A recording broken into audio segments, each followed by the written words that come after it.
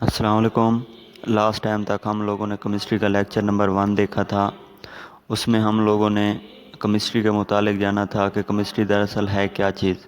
اس کے بعد ہم لوگوں نے اس کی اپلیکیشن دیکھی تھی کہ کیمسٹری جو ہے وہ ہماری زندگی میں کن شعبہ جات میں استعمال ہو رہی ہے۔ اس کے بعد ہم لوگوں نے اس کی برانچز دیکھی تھی، جن میں پہلی تھی فزیکل کیمسٹری، دوسری تھی ہم لوگوں نے دیکھی تھی آرگینک کیمسٹری۔ آرگینک کیمسٹری میں ہم لوگوں نے ایک بات پڑھی تھی کہ vital force theory. Vital force theory دراصل ہے کیا؟ لفظ جو وائٹل ہے نا، وائٹل کا مطلب ہوتا ہے پر اسرار، مطلب کہ سمجھ نہ آنے والا۔ تو سائنسدان جو تھے یہ کنسیڈرڈ کرتے تھے، یہ بات مانتے تھے کہ جو آرگینک کمپاؤنڈ ہیں یہ صرف اور صرف لیونگ تھنگز بنا سکتے ہیں، کیونکہ لیونگ تھنگ کے اندر ایک وائٹل فورس ہوتی ہے جو کہ سمجھ سے بالا تر ہوتی ہے، اس لیے جو آرگینک کمپاؤنڈ ہیں وہ صرف اور صرف لیونگ تھنگز بناتے ہیں۔ تو وقت گزرنے کے ساتھ ساتھ ایک سائنسدان وولر تھا جس نے ہیومن یورین لیا اور اس کو ایوپوریٹ کر کے یوریا یعنی کہ امونیم کاربامیٹ ایک ان آرگینک کمپاؤنڈ بنا دیا۔ اس کے بعد یہ وائٹل فورس تھیوری رد ہو گئی، مطلب کہ ختم ہو گئی۔ آگے دیکھتے ہیں اپلیکیشن آف آرگینک کیمسٹری، مطلب کہ جو آرگینک کیمسٹری ہے وہ ہماری زندگی کے کن کن شعبہ جات میں استعمال ہو رہی ہے۔ نمبر 1 پہ دیکھیں تو پیٹرو کیمیکل انڈسٹری، جو کہ ہمارے ہاں پٹرول، ڈیزل اور لوبریکینٹ، مطلب کہ جتنی گریس ہے، آئل ہیں، ڈیزل ہے، پٹرول ہے، اس سے ہٹ کر کیروسین آئل ہے، مطلب جتنے بھی ہمارے آئلز آ جاتے ہیں پیٹرولیم کے اندر، ان کے متعلق جانا جاتا ہے۔ اور اس پیٹرو کیمیکل انڈسٹری میں آرگینک کیمسٹری کا بہت عمل دخل ہے۔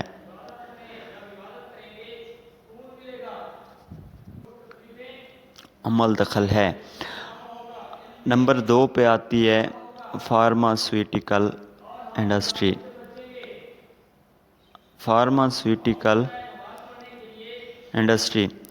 فارماسیوٹیکل انڈسٹری میں بھی آرگینک کیمسٹری کا بہت عمل دخل ہے۔ ہمارے ہاں جتنی بھی میڈیسن آتی ہیں، لائف سیور جو میڈیسن ہوتی ہیں، وہ ان میں بھی آرگینک کیمسٹری یوز ہو رہی ہوتی ہے، مطلب کہ آرگینک کیمسٹری کو استعمال کر کے یہ میڈیسن وغیرہ تیار کی جاتی ہیں۔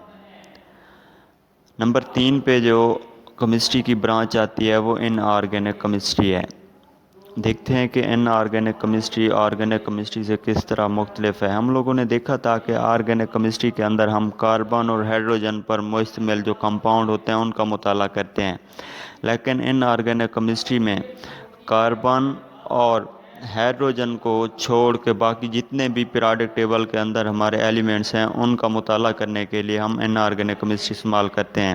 اگر اوورآل دیکھا جائے تو پیریوڈک ٹیبل کے اندر اب تک 118 ایلیمنٹس جو ہیں وہ دریافت ہو چکے ہیں۔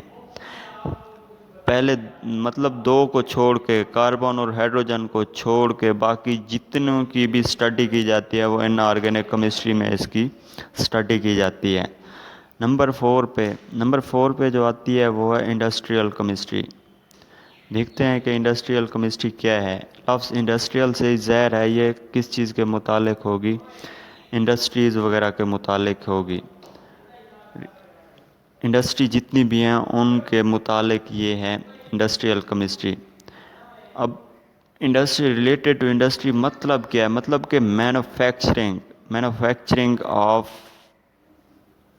کمپاؤنڈ، مطلب کہ کمپاؤنڈ کے بتانے کے متعلق ہوگی یہ انڈسٹریل کیمسٹری۔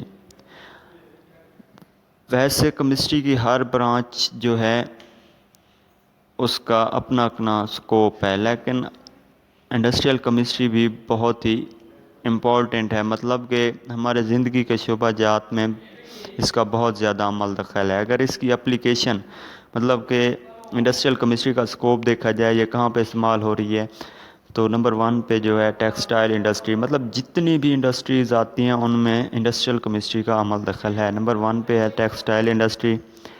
نمبر 2 پہ ہے فارماسیوٹیکل انڈسٹری، جہاں پہ میڈیسن وغیرہ تیار کی جاتی ہیں۔ نمبر 3 پہ آتا ہے لیدر انڈسٹری، جو چمڑے سے بنی ہوئی چیزیں ہوتی ہیں، مطلب کہ جو بھی چیزیں بنائی جاتی ہیں چمڑے سے لیدر انڈسٹری میں یہ وہاں بھی انڈسٹریل کیمسٹری کا عمل دخل ہے. اس سے ہٹ کر شوگر انڈسٹری ہے, سیمنٹ انڈسٹری ہے, گلاس انڈسٹری وغیرہ ہے, یہاں پہ بھی انڈسٹریل کیمسٹری اپلائیڈ ہوتی ہے. گلاس انڈسٹری کے اندر بہت زیادہ ٹمپریچر پہ ریت وغیرہ کو گرم کر کے گلاس بنایا جاتا ہے. Number 5 bio chemistry. دیکھتے ہیں کیمسٹری کی یہ شاخ جو بایو کیمسٹری ہے یہ کتنی امپورٹنٹ ہے. اگر بات کی جائے بیٹا لفظ بایو کی, بایو کا مطلب ہوتا ہے لائف یعنی کہ زندگی, اور لائف جو ہے نا وہ ہمیشہ لیونگ تھنگس مطلب کہ جاندار چیزوں میں پائی جاتی ہے. Life living things. اور کیمسٹری کی بات کی جائے تو کیمسٹری کا آپ کو پتہ ہے کسی بھی چیز کے بارے میں اگر ہم 3 چیزیں جاننا چاہتے ہیں تو وہ کیمسٹری میں ہی جانیں گے. نمبر 1 پہ آتا ہے بیٹا سٹرکچر. نمبر 2 پہ جو آتا ہے ہمارے پاس وہ ہوتا ہے کمپوزیشن. اور لاسٹ میں جو چیز ہمارے پاس آتی ہے کیمیکل ریئیکشن. مطلب کہ یہ جو 3 چیزیں ہیں سٹرکچر, کمپوزیشن, یہ ہم پڑھیں گے کس میں, لیونگ تھنگس کے اندر, مطلب کہ جاندار چیزوں کے اندر. اس کا مطلب یہ ہے کہ ہم جب ایک نوالہ کھانے کا لیتے ہیں تو وہ کس طرح ہمارے اسٹومک کے اندر پہنچتا ہے اور وہاں پہ کس طرح ڈائجسٹ ہوتا ہے اور وہاں پہ کون سا کیمیکل ریلیز ہوتا ہے, اس سارے پروسیس کے بارے میں جاننے کے لیے بایو کیمسٹری کو استعمال کیا جاتا ہے. نمبر 6 پہ آتی ہے نیوکلیئر کیمسٹری. نیوکلیئر لفظ نیوکلیئر جو ہے وہ ریڈیو ایکٹیویٹی اور نیوکلیئر ریئیکشن کے متعلق ہے. نیوکلیئر کیمسٹری جو ہے study about radio activity and nuclear reaction. اگر بات کی جائے نیوکلیئر ریئیکشن کی تو نیوکلیئر ریئیکشن جو ہوتے ہیں وہ 2 طرح کے ہوتے ہیں. ایک ہوتا ہے nuclear fashion reaction. Nuclear fashion reaction کیا ہوتا ہے؟ نیوکلیئر فیشن ریئیکشن ایک ایسا ریئیکشن ہوتا ہے جس کے اندر ایک بڑا ایٹم جو ہوتا ہے یا بڑا مالیکیول جو ہوتا ہے وہ ٹوٹتا ہے اور چھوٹے چھوٹے مالیکیول میں تقسیم ہو جاتا ہے. جیسے بم ہوتے ہیں یا بلاسٹ وغیرہ ہوتے ہیں, ان میں ایک بڑا ایٹم ہوتا ہے اور وہ چھوٹے چھوٹے ایٹم میں تقسیم ہو جاتا ہے. نمبر 2 پہ جو نیوکلیئر ریئیکشن ہے وہ ہوتا ہے فیوژن ریئیکشن. فیوژن کا مطلب ہوتا ہے سکڑ جانا یا اکٹھے ہو جانا. تو فیشن ریئیکشن جو ہے 2 small atom fuse and form 1 big atom. مطلب کہ 2 چھوٹے ایٹم جو ہوتے ہیں وہ ملتے ہیں اور ایک بڑا ایٹم بنا دیتے ہیں. مثال کے طور پر جیسے بیکٹیریا ہوتے ہیں, 2 بیکٹیریا چھوٹے ملتے ہیں اور ایک بڑا بیکٹیریا بنا دیتے ہیں. نمبر 7 پہ آتا ہے انالیٹیکل کیمسٹری. اگر کیمسٹری کی برانچز دیکھی جائیں تو ہر کیمسٹری کا اپنا اپنا سکوپ ہے, لیکن انالیٹیکل کیمسٹری جو ہے اس کا بہت ہی وسیع سکوپ ہے. مطلب کہ ہماری زندگی میں بہت زیادہ استعمال ہوتی ہے. لفظ انالیٹیکل انالائسس سے نکلا اور انالائسس کا مطلب ہوتا ہے تجزیہ کرنا یا پہچان کرنا. Very high scope. یہی بات میں آپ کو بتا رہا تھا کہ کیمسٹری کا بہت ہی زیادہ سکوپ ہے, انالیٹیکل کیمسٹری کا بہت زیادہ سکوپ ہے. ہمارے ہاں جتنی بھی انڈسٹریز ہیں ان ہر انڈسٹریز میں انالیٹیکل کیمسٹری کا ایک نہ ایک بندہ لازمی ہوتا ہے. مثال کے طور پر پیٹرول پمپ پہ تقریباً 1 ہفتے کے بعد ایک بندہ آتا ہے, وہ انالیٹیکل کیمسٹری کا ہوتا ہے. اور شوز انڈسٹری میں بھی انالیٹیکل کا بندہ ہوتا ہے. اور جو انالائسس ہے یہ 2 طرح کا ہوتا ہے. ایک ہوتا ہے کوالٹیٹیو انالائسس. کوالٹیٹیو انالائسس کا مطلب ہوتا ہے کہ